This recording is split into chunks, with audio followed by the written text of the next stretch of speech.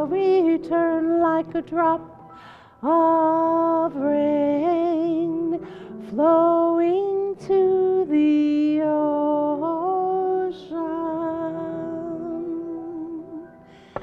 Hello, everyone. All of you, the crowds, the multitude, thank you so much for showing up here today to be here with us in Gaia's Temple. We begin by acknowledging that we are on the unceded ancestral lands of the first people of Seattle, the Duwamish, past and present, and we express our gratitude for the land itself and the Duwamish Nation. Last month, I talked about ways to extend our support to the Duwamish Nation in more than just a land acknowledgement, and we have begun doing some research on some local nonprofits that we can add to our tithing list toward this effort. So if you happen to know of any specific local nonprofit organization that benefits the Duwamish Nation, please let me know. I am glad that you've joined me here, whether you are here in person, whether you're watching the YouTube channel, whether you come back to watch the archive or listen to our audio podcast. I'm so glad that you're here where we have come to tend to our hearts and our minds and our souls. And I'm Reverend Judith Laxer, and I'm so honored that you've chosen to spend an hour or so of your time here with me in Gaia's Temple. So I'm going to invite our board vice president, Tema Gotchberg, Dr. Tema Gotchberg, to come on up and give the all-important announcements. And here she comes.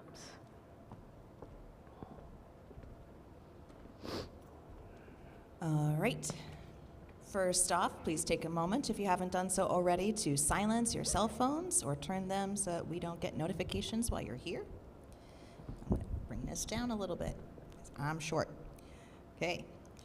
Our next event will be our Lunasa celebration at Meridian Park on Saturday, August 2nd at 5 p.m. You can find information and purchase a ticket on the event page on our website, www.gaiastemple.org. Holler Lake Community Club, where we offer many of our events during the dark half of the year of the Wheel events, is hosting a summer craft fair on Sunday, August 17th from 10 to 3 p.m. If you are or someone you know might be interested in selling their crafts at that fair, Gaia's Temple will be sponsoring a booth space for this purpose. Please let Reverend Judith know by the end of this month, July 2025, so that we know how to proceed. Thank you. As you may already know, Gaia's Temple 25th anniversary is coming up this September, and we're hosting a party to celebrate on Saturday evening, September 20th, from 6:30 to 9 p.m. at the Holler Lake Community Club. This will be a free event, potluck dinner with music and dancing, a silent auction and raffle, and a birthday cake, of course. Please mark your calendar and save the date. The evening will include a blessing as Thanksgiving for Mabon. We are also requesting volunteers to assist in helping us set up and clean up, so please sign up on the networking table outside the sanctuary doors there so that we can count on you. We also would like to encourage you to automate your donations to Gaia's Temple. If each person who received the service would commit to $1 a day, that would ensure our continuance for many moons to come. Thank you in advance for your support and generosity. And please do stay after the service for fellowship, coffee, and conversation. Thank you. Thank you, Tema. Beautiful job. Yay, announcements. All right, we're going to get the energy moving in the room by singing as we usually do. As soon as Tema gets back there, she's going to start the lyrics to Bless Our Planet, which a lot of you know. If you don't, you'll catch on real quick. And here we go.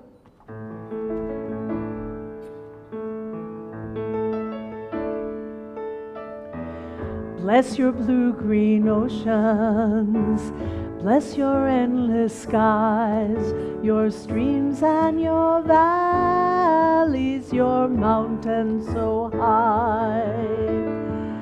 Bless your gods and goddesses, Buddhist, Sikh, and Jain. Jesus, Allah, Yemaya, we bless your many names. We speak 1,000 languages, we speak with the same tongue. Oh, bless our planet under one sky, and all the people on it. We all laugh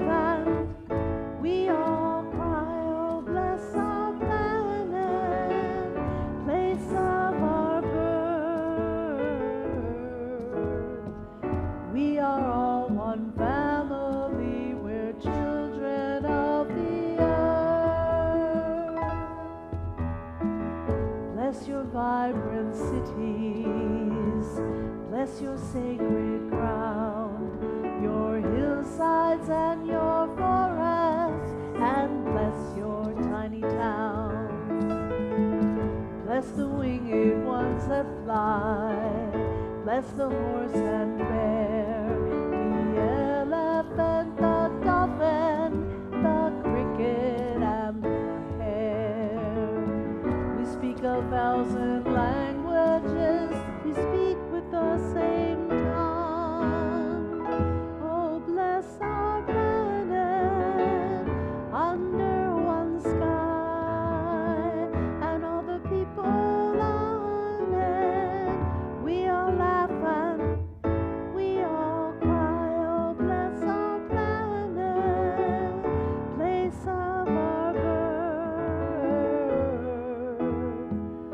We are all one family, we're children of the earth. Oh, bless our planet under one sky, and all the people on it. We all laugh and we all cry. Oh, bless our planet, place of our birth. We are all one family, we're children of the earth. We are all one family, we're children of the earth. Lovely, beautiful. Thank you. All right, we're going to create our sacred space here, as if it isn't already sacred. So if you would take a moment now, close your eyes, go within, and we'll just take a moment to call all the pieces and parts of us home. So any part of you that's anywhere else, projected into your future, lagging there in your past, distracted by so many things that can distract us. Just take a moment now and call all the pieces and parts of you home so you can be fully present here and now.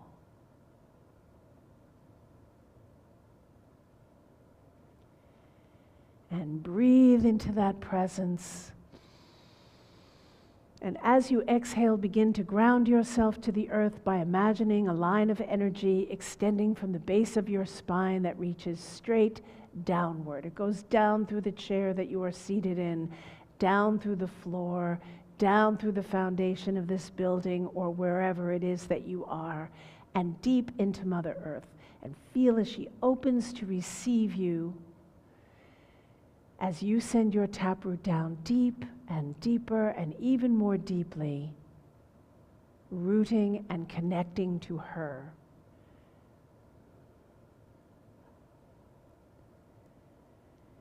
And when that taproot gets as deep as it needs to go, send out smaller little branches, reaching out, taking hold.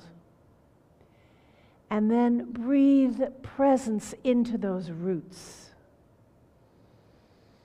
And imagine now that they become porous and start to draw the energy of Mother Earth up into them, in and up. And know that what you're drawing in from her is her unconditional love, her nurturance, her sustenance, her beauty, her strength.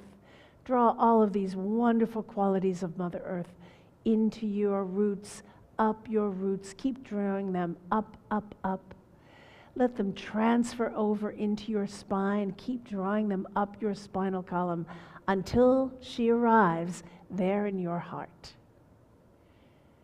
And let her rest there. Take another deep breath to make more room for her.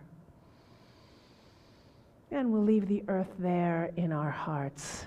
And then look to the heavens in your mind eye and find the moon.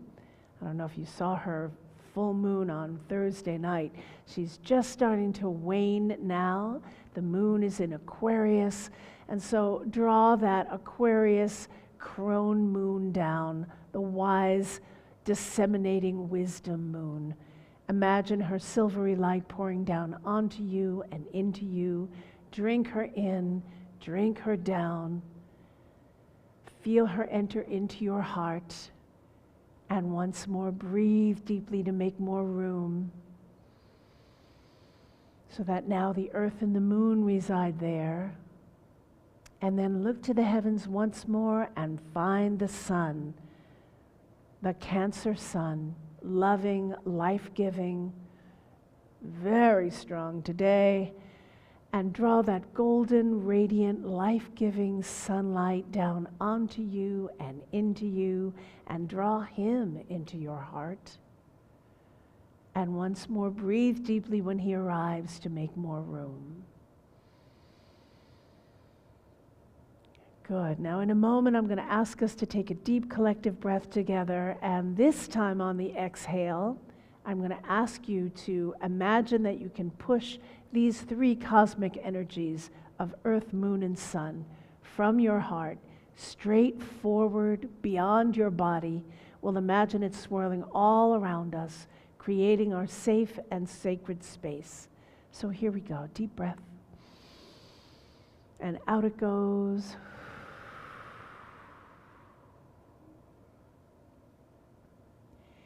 In this way, we say we have stepped between the worlds. What is between the worlds is not affected by the worlds, but can heal and transform. And so we say, our circle is cast in perfect love and perfect trust. Blessed be. Lovely. So we're going to do a little different invocation of the elements today. We're going to sing a little bit of a different song. Do I have a volunteer who would like to come up and light the candles as we go? Peggy, would you do that for us? That would be lovely. Thank you so much. You know how to work one of these things, right? Okay. So this is north, east, south, and west. And then when we come to the center, you can just leave your hands right there.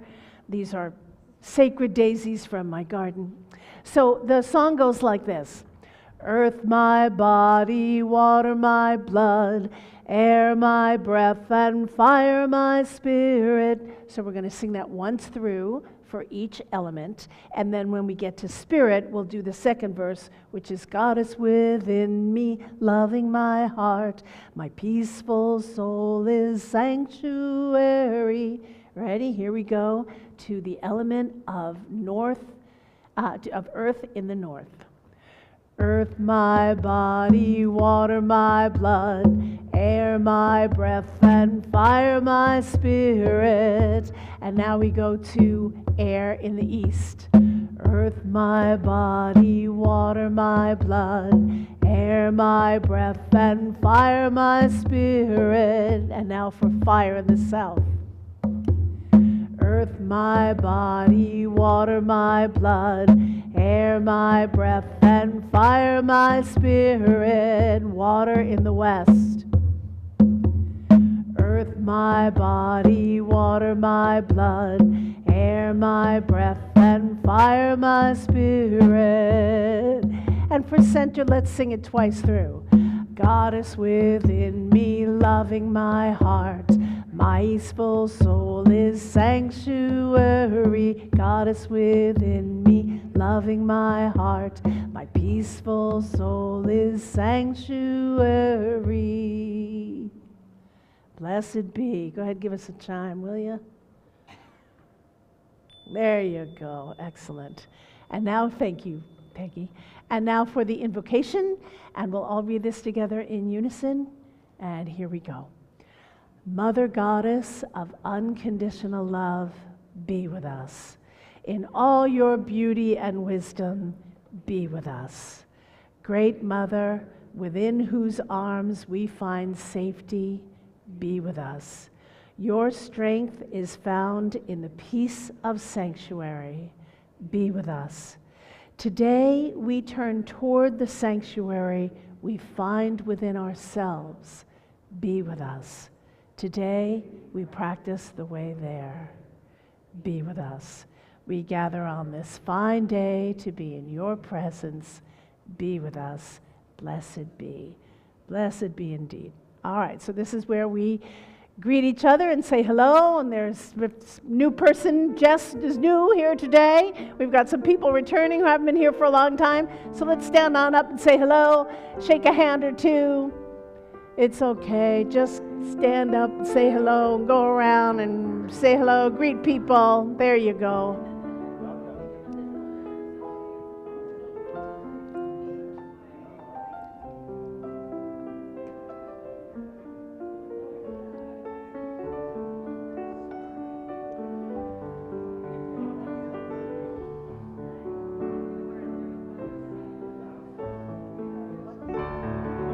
Excellent, very good.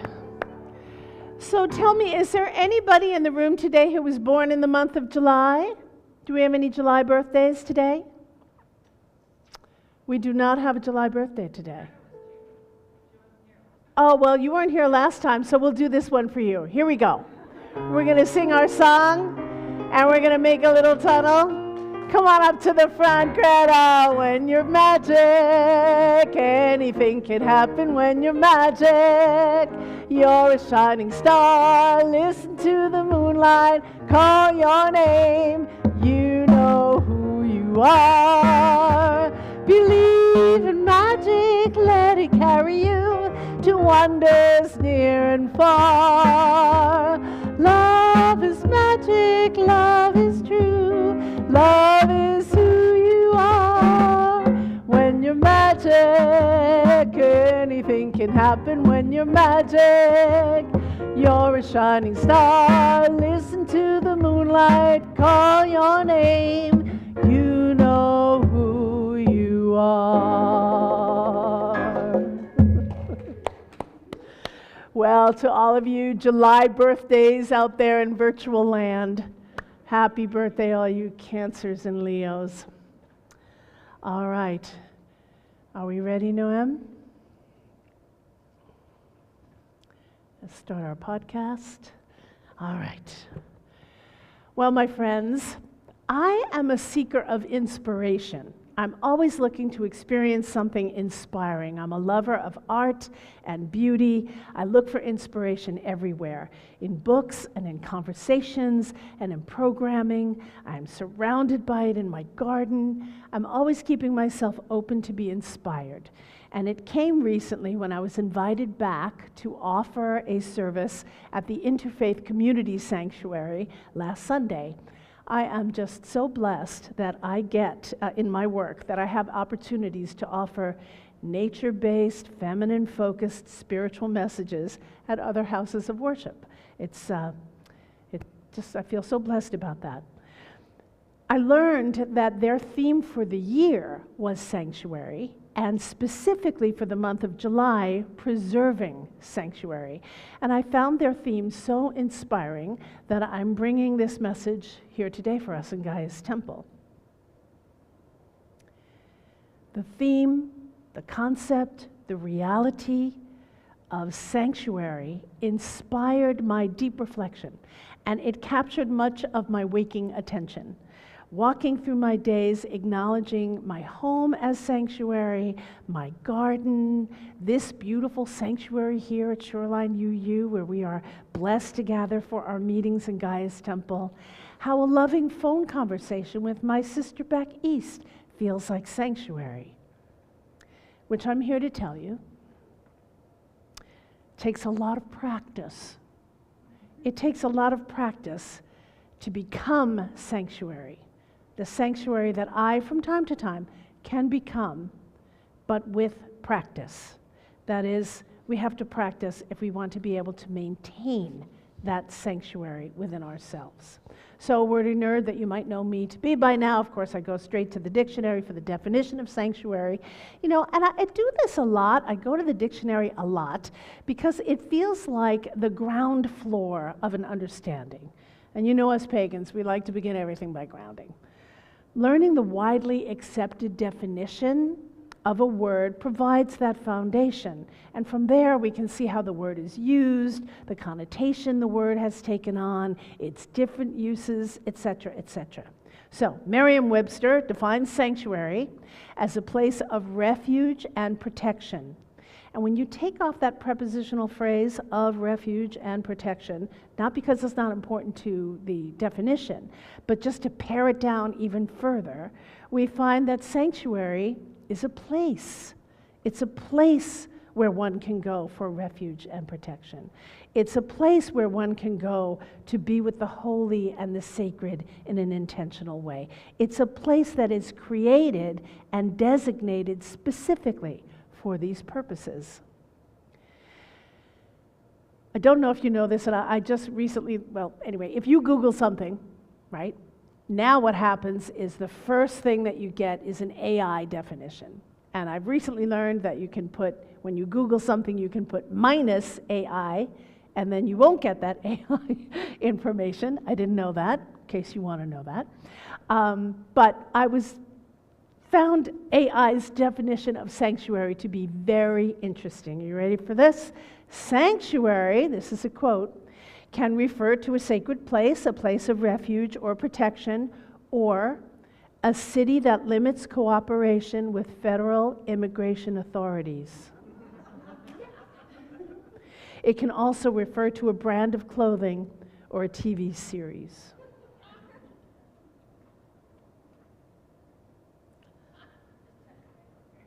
Now, the term originates from the Latin sanctuarium, meaning holy.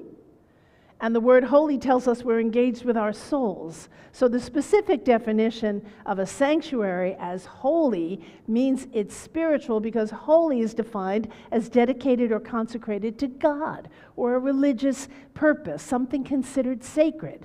So for me, AI is incorrect in saying that sanctuary is a city that limits cooperation with federal immigration authorities, or a clothing line, or a TV series. A sanctuary is a holy place intended for a sacred purpose. Now, I know I'm not alone in reflecting on the state of our world at this moment in time, and how apt this theme of sanctuary truly is in these tumultuous times when so much of our society and culture is going through a shakedown and a takeaway. Sanctuaries are crucial, and sadly, they're becoming rarer, and there is a great need to preserve them. We all know what it feels like to be safe or in a safe and sacred space. We are lucky to know what that safety feels like. Where you can let your guard down and be comfortable. Often we feel like that at home, but I'm sure that each of us at some point have experienced that sense of sanctuary somewhere along the journey of our life, even if it isn't at home or wasn't at home. Sanctuary brings with it that beautiful sense of being at peace and serene.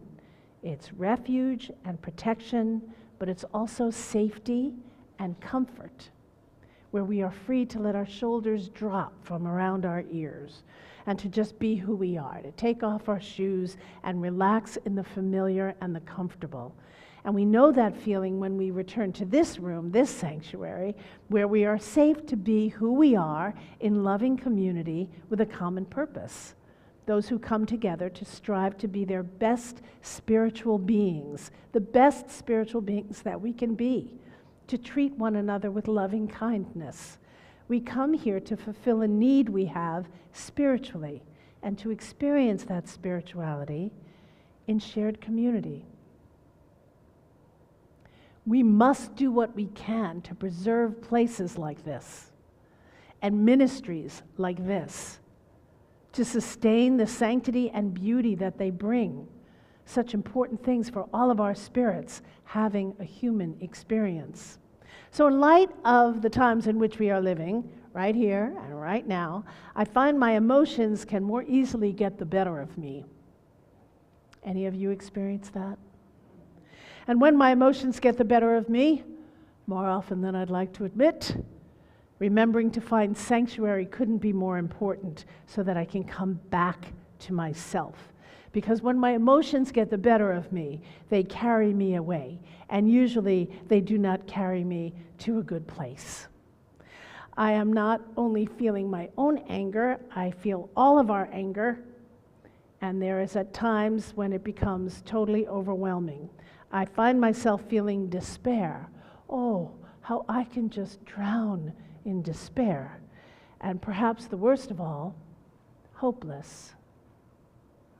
When I feel that sense of hopelessness, that's perhaps the worst. Because fury can be energizing, like Valerie Kaur of Revolutionary Love teaches us about our sacred rage, which is fuel in our action for justice. It fuels our actions for justice. And though the soggy terrain of despair is not fun, crying is also healthy because it brings relief through release. But hopelessness? Hopelessness is defeatist.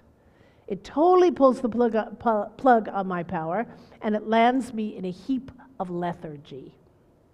Because when you feel hopeless, you have no expectation of success, which leads to a why bother attitude, which ensures no success, and it becomes a self-fulfilling prophecy.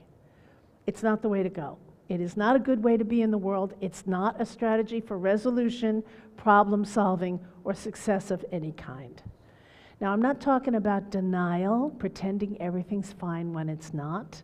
I'm talking about building a stronger relationship with hope, and thereby contributing to the energetic, the vibe, if you will, that many, many others are, who understand that times of change like these are fertile times.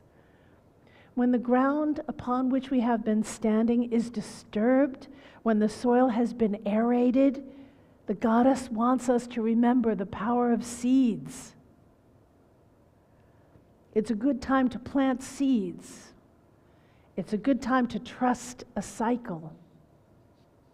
Not to mention, living with hope is a much more pleasant way to live, moment to moment, and I like pleasure. I prefer pleasure, if I had my choice. We often succumb to hopelessness when the odds are not in our favor, or it seems we are powerless to manifest the changes that we'd like. Mostly that's because we have become accustomed to speed. So when we don't see the effects of our work immediately, we think we're failing and that there's no hope. We have forgotten how to see with long-term vision. We are here to participate in the unfoldment, and what we do in this unfoldment matters. It is at the juncture where our hope seems to be slipping away when really that's when we need to remain as motivated as we possibly can. Rest, yes, absolutely. Restore, yes, absolutely. And then come back and just do what you can. Do what you can. Because when we're hopeful, that's when the magic happens, my friends, and the portal to opportunities open. And we're more likely to see those opportunities. But if we set up camp in hopelessness, we miss those opportunities, and then we are surely sunk. Now, I know we are tired. It's only a little over 6 months in, and we're already tired. No one is asking you to do any of this alone. And no one is asking any of you to do all of it. Just do what you can, as consistently as you can. If you make any effort at all, make it vanquishing hopelessness. So there's a song that I would like us all to sing now. This is by Holly Near. The interesting thing about this song is that she wrote it in 2006, and it is still applicable almost 20 years later, which is kind of a sad state of affairs, but thank you, Holly Near, for writing this gorgeous, gorgeous song. And we're going to sing it together. So I'm going to sing the chorus to begin with, and we'll do it call and response so you learn it. But I'll tell you that when we get to the third verse, there's a call and response there, so because the tune changes a little bit. So at that time, I'll sing the line, and then you repeat it. And here we go. So it goes. I am open and I am willing. I am open and I am willing. willing, for to be hopeless would seem so strange. For to be hopeless would seem so strange. It dishonors those who go before us. It dishonors those who go before us. So lift me up to the light of change. So lift me up to the light of change. So let's sing that chorus. We'll sing that verse together. I am open and I am willing, for to be hopeless would seem so strange. It dishonors those who go before us. So lift me up to the light of change. There is a hurting in my family. There is a sorrow in my town. There is a panic in the nation.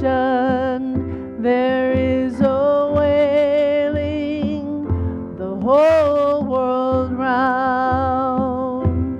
I am open and I am willing, for to be hopeless would seem so strange.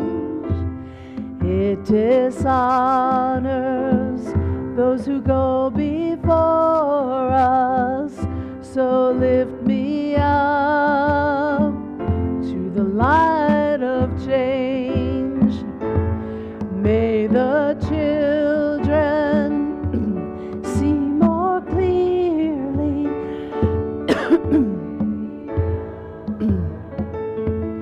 Be more wise. May the winds of change before us, even though they burn our give me a mighty oak to hold my confusion. Give me a mighty oak to hold my confusion. Give me a desert to hold my fears. Give me a desert to hold my fears.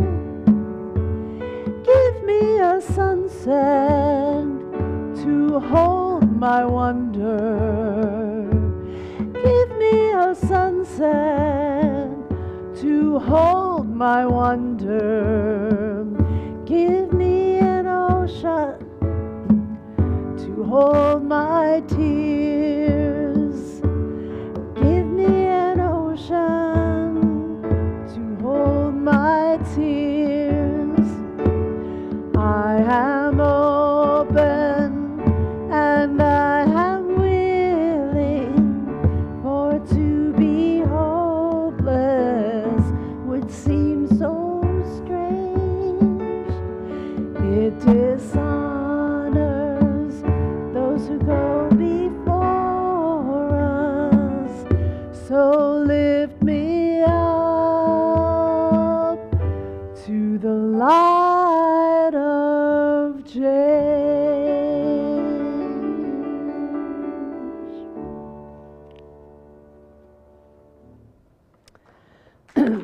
Good job. I totally got a frog in my throat, but you know, us witches, we always have a frog somewhere. Anyway, one strategy to remain hopeful or to return to hopefulness after we have lost our sense of it is to become adept at finding the sanctuary within ourselves. And I will tell you, there is probably not a better skill set you will ever learn for your entire life than to develop that inner sanctum, to find and maintain that sanctuary within, so that even in the face of any kind of outside influence, you can hold yourself in a good way. We can be sanctuary for ourselves, keep our souls and spirits and our psyches safe, and thereby preserve sanctuary in our lives. Because in times like these, finding sanctuary out there is difficult at best. Thank you so much, Peggy. Thank you. Very good. We must find and preserve it within ourselves. Not only within ourselves, we need sanctuaries out there too, but also within ourselves. We need to have that. So it was already 2 years ago now that I took a cherished bucket list pilgrimage to Egypt, doing all the things one does when they go there, visiting the pyramids and the Sphinx, going to Cairo and Luxor and many, many temples to the goddesses and gods. I spent my 64th birthday cruising up the Nile. It was extraordinary. And one of the mysteries there, and the place is nothing but mysteries, was this. Inside each temple that we visited, there is something called the Holy of Holies.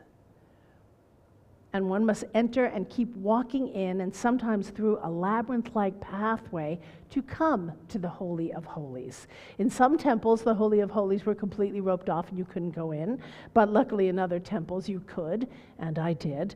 And you keep thinking, oh, this room must be it. But no, you must walk further through other areas until you finally get to the Holy of Holies, which is typically placed at the very center of the temples. Now, here's the other thing to remember. Egypt is big. Everything in Egypt is big. The temples are big. The pyramids are big. The columns are big. The statues are big. It's huge. Big, big, big. So sometimes there's a long way to walk to find the Holy of Holies. And at these temple ruins, in all of the Holy of Holies, they still contained this one thing, a large rock or a slab of granite, like at least as tall as my drum, and sometimes really, really big. And you can imagine that this stone held precious altar items like candles or oil lamps or anointing oils or chalices filled with holy water, dates as sweet offerings, right? Now, another thing about Egypt is that there are crowds of people at these holy sites. Everywhere we went, there were crowds of people, tourists, just like us, having traveled a long way to experience the Egyptian mysteries. The sites we visited were loud with people talking and calling out to one another, and the sound echoed off these huge walls and columns, amplifying even a whisper. And I worried that the constant sound of humanity would mar my experience of the Holy of Holies, but it did not. Every temple I visited in Egypt, just like every temple everywhere, has a holy feeling to it. You can sense that you're in the most sacred place, and your body responds to it. For me, first I felt my heart race with excitement that I was finally here, and then a deep calm would come over me. There's a feeling there that your soul has found home. I was with a group of priestesses, and when we got to the Holy of Holies, we would stand around the central stone and we would just place our hands on it. When I placed my hands on that granite chunk of Mother Earth, I felt transported into the sacred, despite the noise around me. In fact, it was almost as if the noise underscored my experience, like a backdrop of sound, through which I felt myself falling back in time. I felt like I was back where I'd been before, in antiquity, standing in a circle of holy women. There was a stillness and a sense of peace that went so deep, it reached me at my core. I felt as if I had found the Holy of Holies within myself, not just at the temple of Isis. Suddenly, the concept of the Holy of Holies went from a place I go to in the external world for respite to a place I can find within myself as well. The still, quiet, peaceful place that nothing on the outside can touch.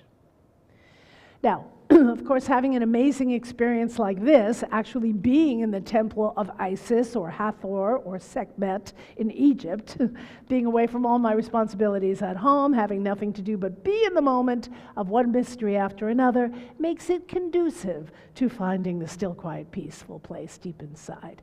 But I knew that if I could find it within myself, amid the cacophony of noise ringing in my ears, I could find it no matter where I was. And I've been practicing, because getting there seems easy, but staying there, not so much. So let's practice together for a moment. If you would, close your eyes and go within once more. Take a nice deep breath again, and find your grounding cord that we set down at the beginning of the service.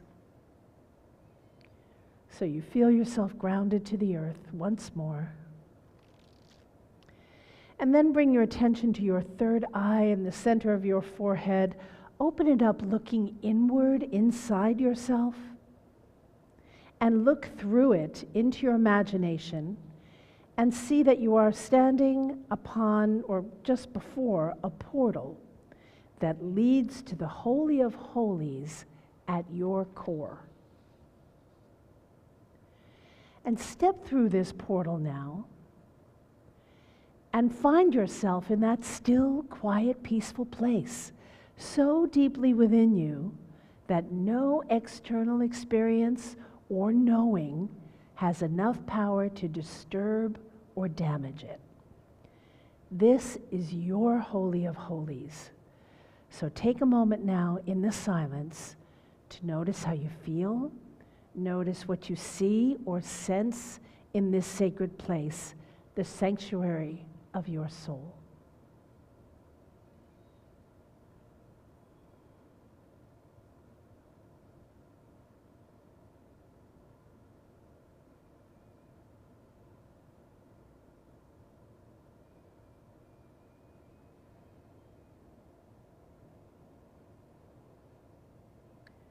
Now notice the altar here within this sanctuary, and it is lit with candles. And if you're not already in front of it, go there now. And find the unlit candle there, and the small wooden stick, thin as a toothpick. And in a moment you'll light this candle, but before you do, take another moment of silence to contemplate that the candle you light will serve as a beacon to help you find your Holy of Holies when you need to in the future.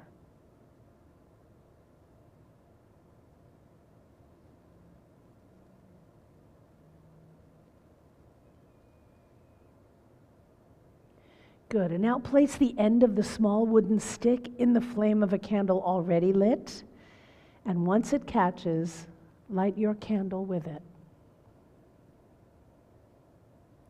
Good, and blow out the wooden stick and place it back in the tray on the altar in your Holy of Holies.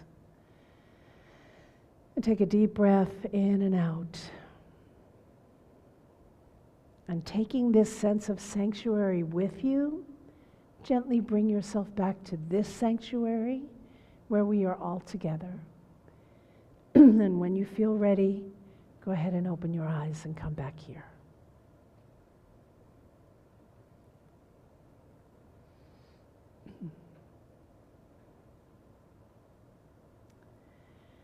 There are two purposes for developing our ability to find this and keep the Holy of Holies within us. One is so that we can return home when the madness of the world out there steals our peace and our rational thought, our hope and our ability to strategize, our motivation for the highest good of all. And the other is so that we can be sanctuary for someone else who is struggling. If we preserve sanctuary within ourselves, we can be there for others, which is our holy work in the world. We can choose to live into that sacred blessing, to be sanctuary, that safe sacred space, simply by maintaining that quiet, still, peaceful place within for those who need it without.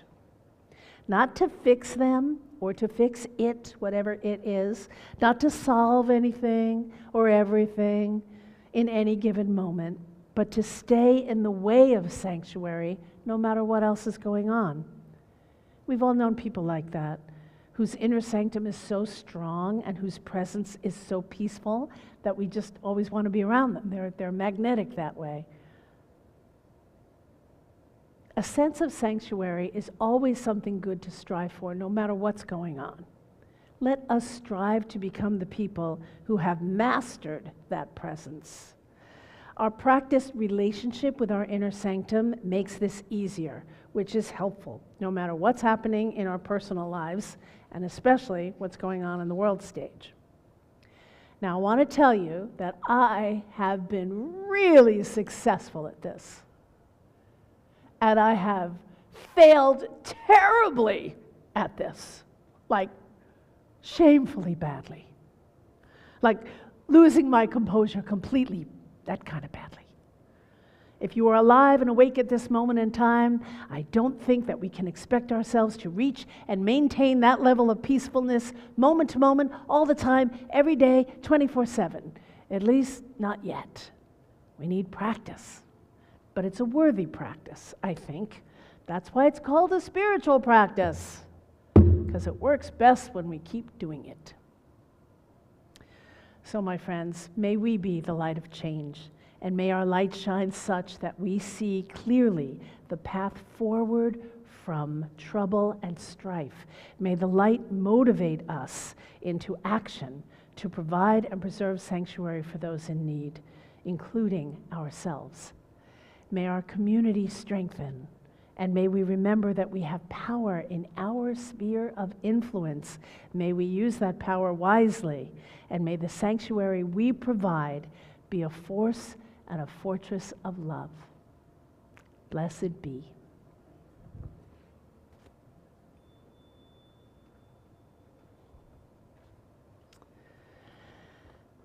So there. So this is where we open up the floor for our community prayers. If you have a prayer that you would like to offer, then we ask you to, do we have a mic for this today? Or, you know what, maybe we don't need the mic today? Okay, go ahead, Temma, why don't you kick off the prayers for us today? I'd like to ask for prayers of healing for my little brother. He's been dealing with some history heart ailments. Very strong history of sudden cardiac arrest in the family. So he's getting that worked up and working with a fancy cardiologist to try to track down the congenital aspect of it. But he's real scared. So healing and courage for my brother. Blessed be. I'd like to offer up a prayer for Aspen Stone. As many of you know, is a congregant here, and she intended to be here this morning and contacted me last night that something went wrong with her back and her leg, and she was in the hospital, and she was like, I'm not sure I can make it tomorrow. I'm like, no, don't make it. I mean, make it, but, take care of yourself. So blessings for a speedy recovery for you, Aspen. Blessed be.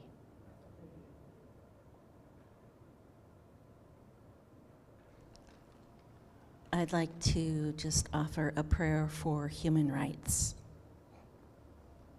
Blessed be.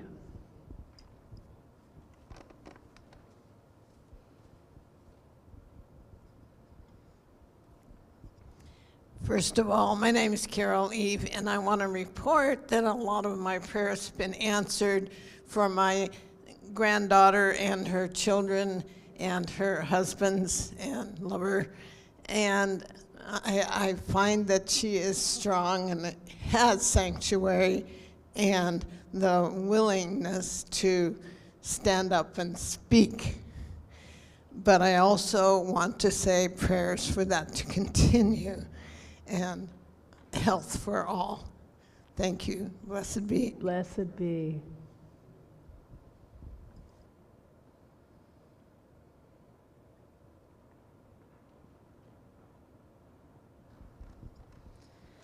I'd like to offer up a prayer to my aunt and cousin who have just lost my other cousin that was very Can you hold that here so I can hear you? Go ahead. I just want to offer a prayer to my family, my aunt and my cousin who have just lost their son, and that my cousin does find his way across the veil to be with his father. Blessed be.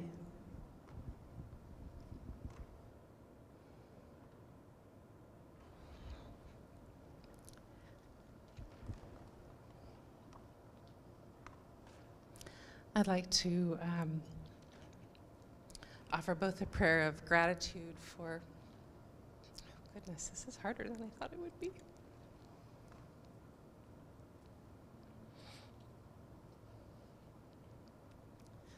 I've been away for a while, but this community's been in my heart, and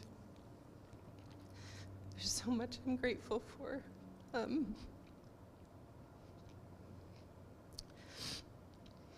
The support of this community. I'm grateful for the very significant physical healing that I've been gifted during my time away. It's the only thing that would keep me away. So much gratitude for the health and wellness of my own family. A blessing of support for myself as my oldest leaves for college. And blessings for her. She's going to be a rock star writer, I can tell. Blessings of support for my youngest as she enters middle school and my family makes this big move away. I will absolutely visit when we're back, but it's a big move, and I'll still be online participating.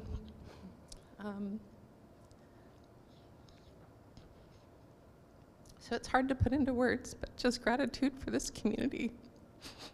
Gratitude specifically to Reverend Judith in all the ways that she has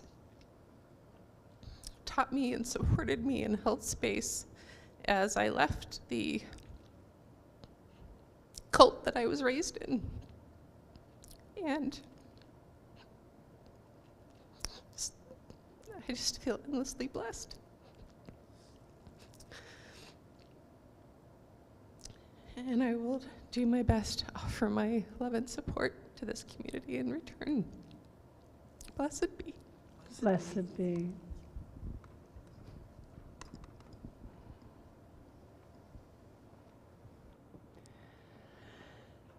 May all our prayers, spoken and unspoken, be heard and answered. Blessed be.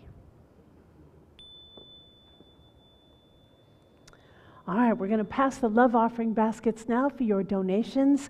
If you are watching virtually or listening to the audio podcast, this would be a great time to go to the Gaia's Temple website and make your donation. We're so grateful to you. Gaia's Temple, we tithe 10% of what comes into our love offering baskets at the service to other nonprofit organizations. And today we are tithing to Planned Parenthood, which are the health centers that will keep working to ensure that we have access to healthcare services, education, and access that we need to control our own bodies, our own lives, and our own futures. So know that 10% of what you put in there today is going to go to Planned Parenthood, and thank you in advance for your generous donations. So I'm going to give this like this right here, and could you pass that back along there? Thank you so much. And we sing. Thank you, Mother Earth, for your gifts of love today. Thank you, Mother Earth. We are following your way. Thank you, Mother Earth, for your gifts of love today. Thank you, Mother Earth. We are following your way. So we are raffling off a free ticket to for our Lunasa celebration that's coming up on August 2nd, Saturday night. And the odds are in your favor because there's not all that many of you here today. And so the winner is number 850048.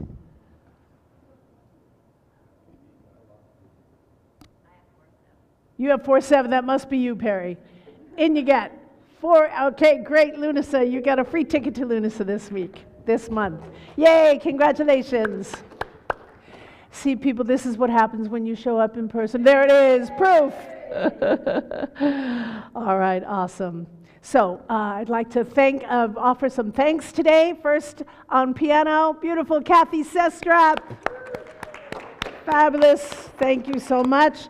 To the Board of Directors of Gaia's Temple, Dr. Tema Gotchberg, Noemi Chaparro, Christine Steele, Reverend Karina is unable to be here today, but love to you too, Karina. Thank you all so much for your support because we do it together, that is for sure. And also to our tech crew, Dane, thank you so much, and Tema, thank you so much for handling all the electronical things that go on.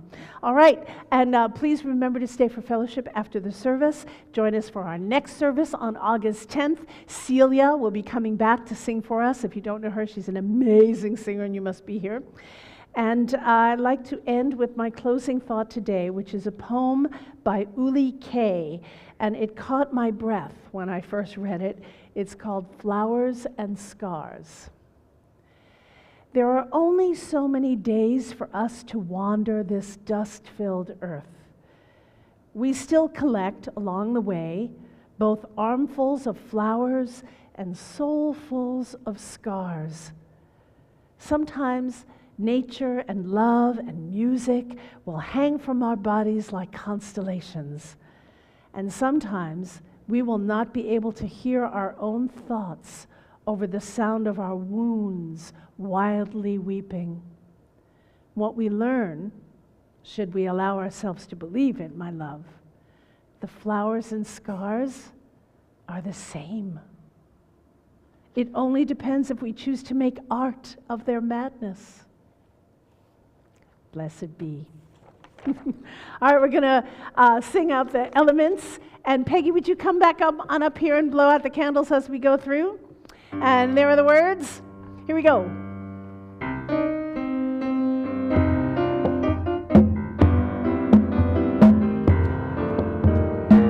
Thank you, Mother, for the earth that is your body. Thank you, Mother, for the earth that is your body. Earth, just one at a time. Now we're doing earth.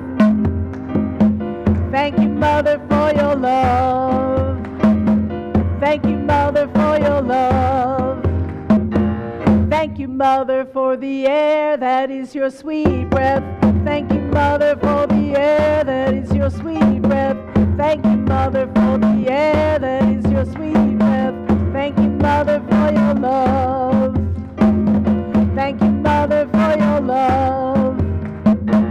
Thank you, Mother, for the fire of your spirit. Thank you, Mother, for the fire of your spirit. Thank you, Mother, for the fire of your spirit.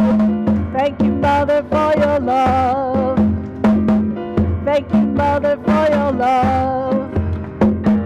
Thank you, Mother, for the waters of your sacred womb. Thank you, Mother, for the waters of your sacred womb. Thank you, Mother, for the waters of your sacred womb. Thank you, Mother, for your love. Thank you, Mother, for your love. Thank you, sky. Thank you, ground. Thank you, Mother, won't you spin me around? Thank you, sky. Thank you, ground. Thank you, Mother, won't you spin me around? Thank you, sky. Thank you, ground. Spin me around. Thank you, sky. Thank you, ground. Thank you, Mother, won't you spin me around? Thank you, Mother, for your love. Thank you, Mother, for your love.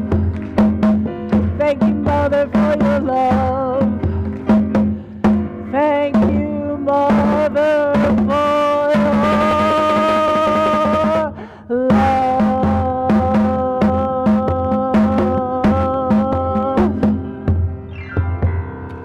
Woo-hoo!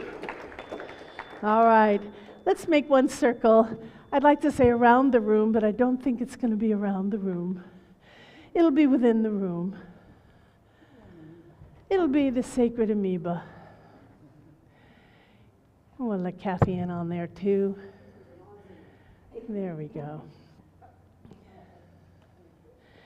The circle is open and unbroken. May the love of the goddess go in our heart. Merry meet and merry part, and merry meet again. Blessed be, blessed be, blessed be. Thank you so much, everyone. Thank you for being here. Thank you, thank you. Oh my God, I'm just going to weep.